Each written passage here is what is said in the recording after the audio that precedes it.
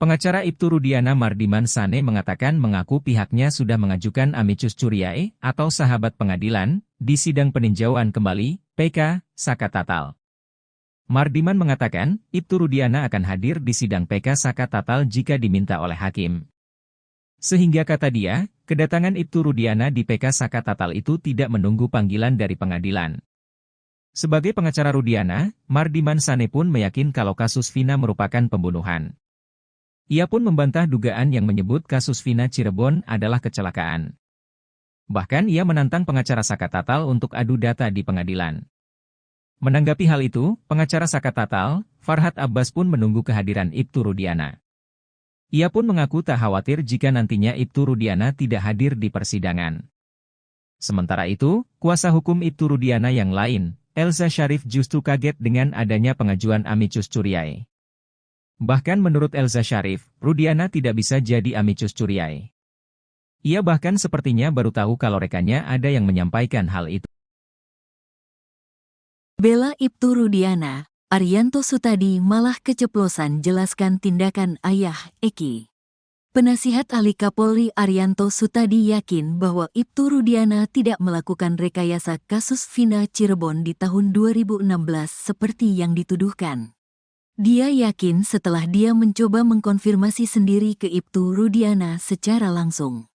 Namun memang, kata dia, dalam kasus ini memang ada beberapa yang menimbulkan beda pendapat. Tapi kalau perbedaan pendapat diasumsikan ini adalah rekayasa, saya kurang sependapat, kata Arianto Sutadi dikutip dari TV One, Senin, tanggal 29 Juli tahun 2024. Namun untuk membuktikan perbedaan pendapat ini, kata dia, bisa dilakukan dengan sidang peninjauan kembali atau PK. Pada malam kejadian Vina dan Eki 2016 silam, kedua korban sempat dilaporkan sebagai korban kecelakaan. Namun dakwaan kemudian berubah menjadi pembunuhan berencana. Arianto ogah menjawab lebih dalam soal perubahan dakwaan ini. Tanya sama Pak Jaksanya, jangan tanya saya kan gak ngerti, kata Arianto Sutadi. Namun Arianto tetap berupaya menjawab soal perubahan dakwaan di kasus Vina Cirebon tersebut.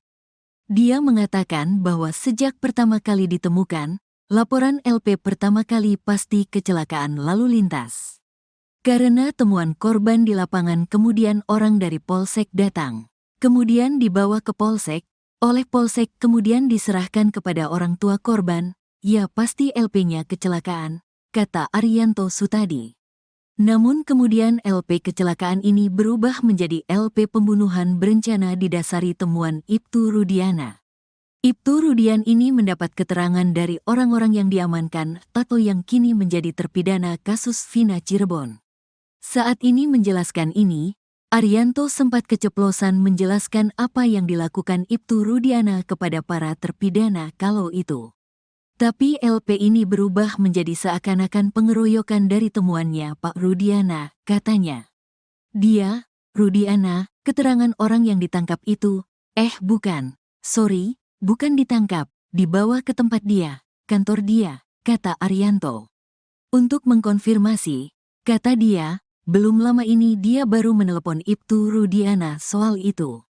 Arianto menjelaskan bahwa pengakuan Rudiana saat penangkapan hanya mengali informasi dari para terduga selama 15 menit kemudian dibawa ke Polresta Cirebon dan dibuat LP. Setelah itu, kata Arianto, sudah lepas tangan tak ikut campur lagi soal penyelidikan dan penyidikan selanjutnya. Cuma itu peran dari Rudiana, ungkapnya.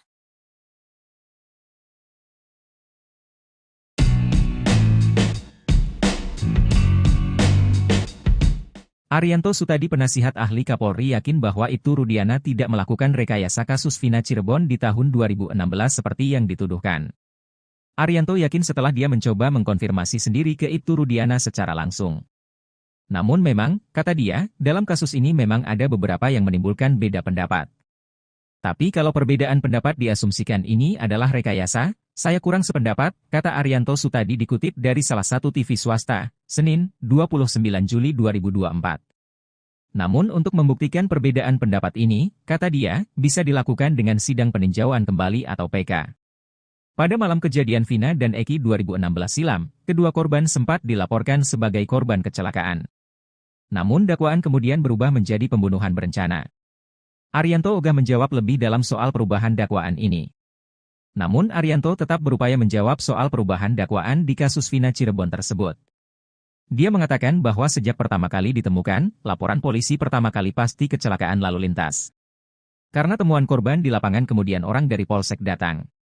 Namun kemudian LP kecelakaan ini berubah menjadi LP pembunuhan berencana didasari temuan Ibtu Rudiana.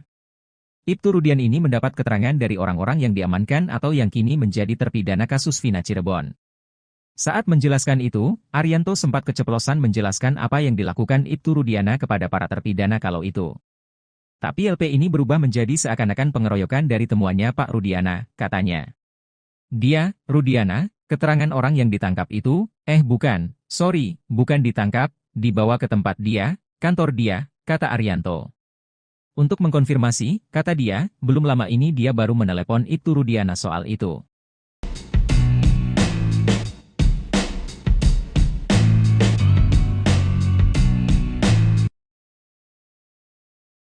Ayah Muhammad Rizky Rudiana alias Eki, Ibtu Rudiana akhirnya bicara mengenai hubungan dengan Dede dan Aep.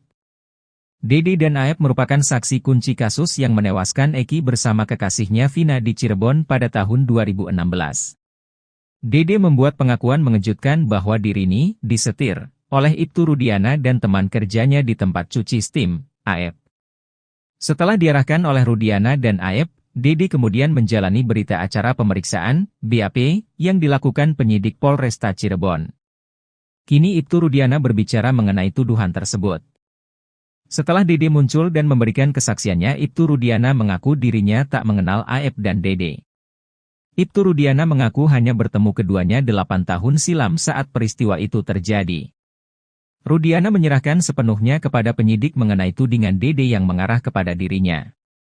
Tak hanya itu, Rudiana juga membantah telah melakukan penganiayaan terhadap para terpidana setelah ditangkap di depan SMPN 11 Cirebon. Rudiana mengakui terganggu dengan pemberitaan yang menyudutkan dirinya saat ini. Apalagi, kata Rudiana, dirinya telah berduka kehilangan Eki pada 8 tahun silam. Menurut Rudiana, kabar yang paling mengganggu dirinya yakni isu dirinya merupakan bagian pembuat skenario dalam kasus Vina Cirebon sehingga para kuli bangunan dijebloskan dalam penjara.